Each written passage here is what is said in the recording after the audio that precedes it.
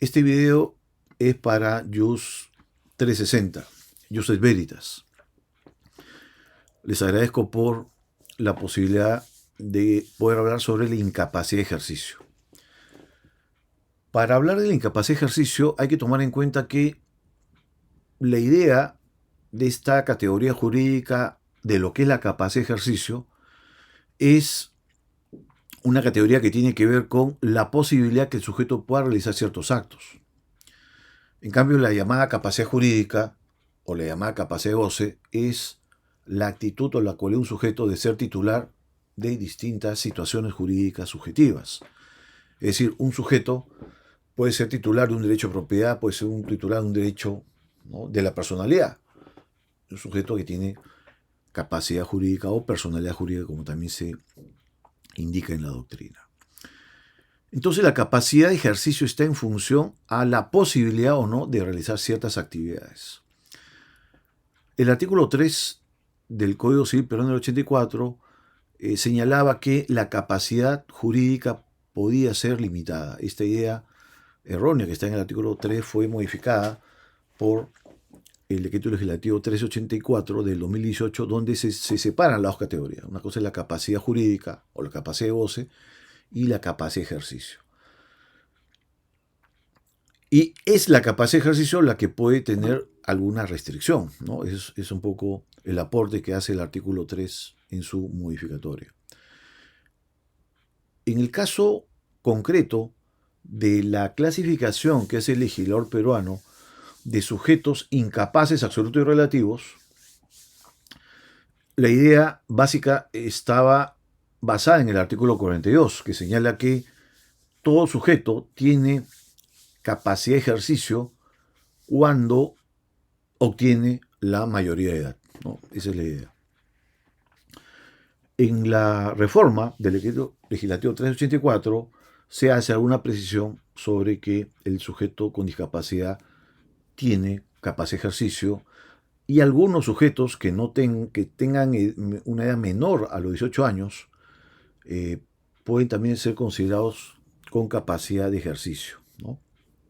Sobre todo los mayores de 14 años y menores de 18 años que contraigan matrimonio o ejerciten la paternidad. Eso es lo que dice claramente en la nueva reforma, ¿no? Pero finalmente lo que uno puede deducir del artículo 42 es que quien tiene capacidad de ejercicio es quien tiene la mayoría de edad, salvo situaciones excepcionales como el matrimonio o la paternidad. Por esa situación nueva, aun cuando no tenga la edad, se convierten en sujetos con capacidad de ejercicio, ¿no? Es un poco la idea del artículo 42 del texto antiguo y del texto actual. Ahora, ¿cuál es la idea del legislador peruano del 84? Y mi opinión, que se sigue manteniendo en el actual texto no modificado. El legislador peruano del 84, como el legislador del 2018, parte de una idea errónea y equivocada. ¿Por qué? Porque el legislador 84 querían que los sujetos podían ser separados o diferenciados a través de dos categorías, sujetos en sentido negativo, ¿no? Es decir, sujetos que no tenían capacidad de ejercicio, incapaces absolutos, incapaces relativos. A partir del 2018 ya no existe el incapaz absoluto y el incapaz relativo, sino existe el sujeto con capacidad plena de ejercicio y el sujeto con capacidad restringida de ejercicio. Es decir, ya no se utiliza la denominación negativa. O sea, ya no existen sujetos incapaces, sino sujetos capaces. Pero hay dos tipos de sujetos capaces. Aquellos que tienen capacidad plena de ejercicio y aquellos que tienen capacidad restringida de ejercicio, ¿no? Esa es un poco la idea que se ha querido transmitir en esta reforma del 2018. Entonces, lo lógico es, si ya no hay sujetos incapaces absolutos ni sujetos incapaces relativos, y solo hay sujetos capaces, ¿no?, con capacidad plena, capacidad de ejercicio plena y capacidad de ejercicio restringida, aún se mantiene el artículo 43, numeral 1, que señala que los menores de 16 años son sujetos absolutamente incapaces. No se deroga, ¿no?, el caso de los sujetos sin discernimiento, y ya antes con la ley 29973 se había derogado aquellos sujetos, ¿no?, como los sordomudos, los ciegos sordos, ¿no? Ya dejaron de ser sujetos incapaces absolutos cuando lo eran a partir del año 84, ¿no? Fíjense entonces que si, a pesar de que se mantiene la categoría del sujeto incapaz absoluto para los menores de 16 años, se deroga el numeral 2 del artículo 219, es decir, aquella causal de nulidad cuando un sujeto incapaz absoluto celebraba un negocio jurídico, ¿no?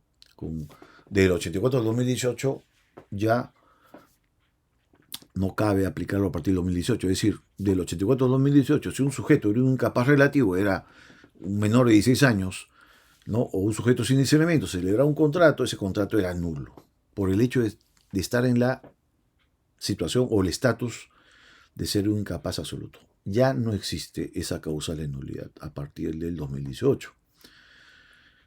El problema es que se mantiene, ¿no?, la categoría, si bien es cierto, modificada en nombre. Lo que era incapacidad relativa hoy se denomina sujeto con capacidad restringida, ¿no? Y esto está claramente señalado en el artículo 44 del Código Civil peruano, que señala quiénes son los sujetos con capacidad de ejercicio restringida. Ahora, originalmente, los sujetos incapaces relativos, es decir, del 84 al 2018, eran los que estaban señalados expresamente, ¿no?, en el artículo 44, es decir, los que sufrían una pena, los toxicómanos, los servicios habituales, los que incurren en mala gestión, los pródigos, los que adolecen de un deterioro mental, los retardados mentales, los mayores de 16 años y menores de 18 años. Eran sujetos incapaces relativos. Ahora, ¿cuál era la idea? La idea es que estos sujetos, su capacidad de ejercicio estaba restringida, y por eso que se consideran incapaces relativos, en el sentido de que si estos sujetos, un ebrio habitual, por ejemplo, un toxicómano, celebraba un contrato, era, desde el punto de vista de la teoría de la invalidez, un negocio anulable, y como anulable, un negocio podía convertirse válido por el transcurso de los 2 años si no se anula ese negocio a través de una decisión judicial o arbitral, o transcurrió el plazo, ese contrato celebrado por un sujeto incapaz relativo. Si en 2 años nadie demanda la nulidad, evidentemente ese negocio se convierte válido, ¿no? Ahora, ese negocio puede convertirse válido si el propio sujeto incapaz relativo, luego, estando dentro de una situación de capacidad de ejercicio plena, podía confirmar ese negocio nular y convertirse válido, ¿no? Entonces, la posibilidad que un sujeto incapaz relativo pudiera celebrar un negocio se podía convertir válido por la propia voluntad del sujeto incapaz relativo mediante la confirmación, ¿no? O el transcurso del tiempo. Si transcurría el plazo de 2 años de prescripción, ese negocio anular se convertía válido. Entonces, esa era un poco la lógica, porque el legislador del 84 dijo, estos 8 sujetos son incapaces relativos, porque ellos mismos van a poder confirmar, es decir, transformar un negocio anulable en válido, ¿no? Esta idea se mantiene en el artículo 44 modificado por el Decreto Legislativo 1384, ¿no? Pero se elimina a los sujetos retardados mentales y a los que adolecen un deterioro mental como sujetos en la situación o en el estatus de sujetos con capacidad de ejercicio restringida.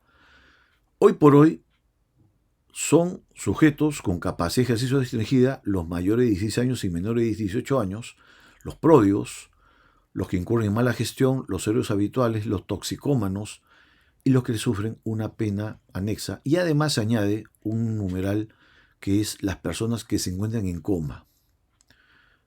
Entonces, estos son sujetos ya no incapaces relativos, sino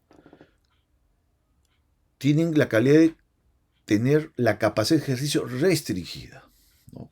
Pero como ven, es un cambio de nombre, porque finalmente son sujetos incapaces relativos. pero con un cambio de nombre, ¿no? Son sujetos. Ahora, ya no existe en teoría la categoría del incapaz absoluto. Ha quedado la categoría de el sujeto incapaz relativo o el sujeto con capacidad de ejercicio restringida. ¿Qué pasa si un sujeto con capacidad de ejercicio restringida celebra un negocio jurídico? Se aplica el artículo 221, numeral 1, que señala que quien tiene capacidad de ejercicio restringida, ese negocio es anulable, ¿no? Lo dice el 221, numeral 1, ¿no? Anulable. Menos al caso de la persona que está en coma, ¿no? Evidentemente, quien está en coma es claro que no tiene capacidad de ejercicio restringida, ¿no? Porque evidentemente no puede expresar su voluntad. Entonces, esta es un poco la idea, ¿no? En general, de lo que regula el Código Civil peruano del 84 y con la reforma del 2018. ¿Qué puedo yo afirmar sobre esta regulación, o estas dos regulaciones? Ambas son totalmente equivocadas porque parten de un error, ¿no? Que para restringir la capacidad de ejercicio se toma como factor fundamental la edad. Y esa es una grave equivocación.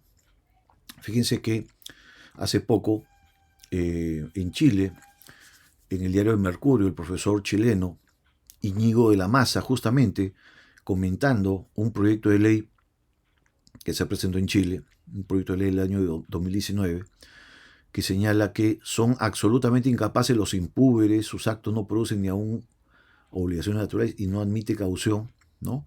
Hay otro proyecto de ley del 2022 en Chile que señala que son absolutamente incapaces los dementes y los impúberes, ¿no? El profesor chileno Íñigo de la Maza critica, ¿no?, esta manera, ¿no?, de clasificar a los sujetos como incapaces, ¿no? Y él se pregunta, y es algo que me parece oportuno, ¿no?, señalarlo. Él dice: he aquí, dice, una ganancia en términos de autonomía. Sin embargo, ¿qué sucede con la tutela de las personas con discapacidad mental? Y lo que resulta claro es que no se puede girar esa protección con cargo a las reglas sobre capacidad, porque la persona con discapacidad mental sería jurídicamente capaz. Entonces se pregunta, una respuesta es girar la solución contra la disciplina de la voluntad como requisito del negocio jurídico. De manera que, tratándose de un demente, la tutela se lograría declarando que en ese negocio falta la voluntad y eso determinaría la ineficacia del negocio jurídico, ¿no? Esta idea que menciona el profesor Íñigo de la Maza me parece muy pertinente porque justamente pone en claro que el legislador del 84 y la reforma del 2018 utilizan como manera de regular la declaración de voluntad la capacidad de ejercicio, ¿no?, la capacidad de obrar. Y esta idea es equivocada porque en realidad lo que está en discusión en el caso de los sujetos y la voluntad es justamente el discernimiento. Ese es el criterio determinante. Y por lo tanto, la edad no es un criterio determinante. La edad, por ejemplo, el Código Civil de Alemania señala que todo sujeto tiene discernimiento a partir de los 7 años. Y eso demuestra que el discernimiento es el criterio técnico que se debe tomar en cuenta si cuando se celebró un negocio había o no voluntad. Ese es el criterio, ¿no? Entonces, no era necesario crear una causal de nulidad como la incapacidad absoluta, ¿no? Hoy esa causal está desaparecida, pero se mantiene la capacidad de ejercicio restringida y por lo tanto, si estás en una situación o un estatus de ser un sujeto capaz, pero tu capacidad de ejercicio restringida, ese contrato es anulable, ¿no? Lo cual no determina necesariamente muchas hipótesis de sujetos que no tienen discernimiento, ¿no? Muchos sujetos que no están en la lista del artículo 44, por ejemplo, los sujetos con demencia senil, por ejemplo. ¿Dónde lo catalogamos? Si no está dentro de la lista de sujetos incapaces relativos, ¿dónde están?, ¿no? Es más, Muchos de los sujetos que están en la lista de sujetos con capacidad de ejecución restringida tienen discernimiento, ¿no? Y por lo tanto no debería sancionarse como una causal de anulabilidad. El tema es de decisión de política legislativa, en el sentido de que un legislador debe tomar en cuenta qué rol le da al discernimiento, es decir, a esta categoría jurídica que significa la capacidad de querer y entender lo que dice y lo que hace. En Alemania, si tú no tienes discernimiento, es una causal de nulidad porque no hay manifestación de voluntad. En Italia y en Portugal, la falta de discernimiento es una causal de anulabilidad. Son dos modelos diferentes. El legislador peruano, en mi opinión, quiso estar bien con Dios y con el diablo. Dijo, bueno, tomemos el modelo alemán, todo sujeto que no tiene discernimiento, ejemplo, incapaz absoluto, es nulo. Y todo sujeto que tenga un discernimiento menor o un discernimiento deteriorado, bueno, son incapaces relativos y por lo tanto es anulable. No se puede legislar tomando dos modelos sobre el discernimiento que son totalmente antitéticos, incompatibles.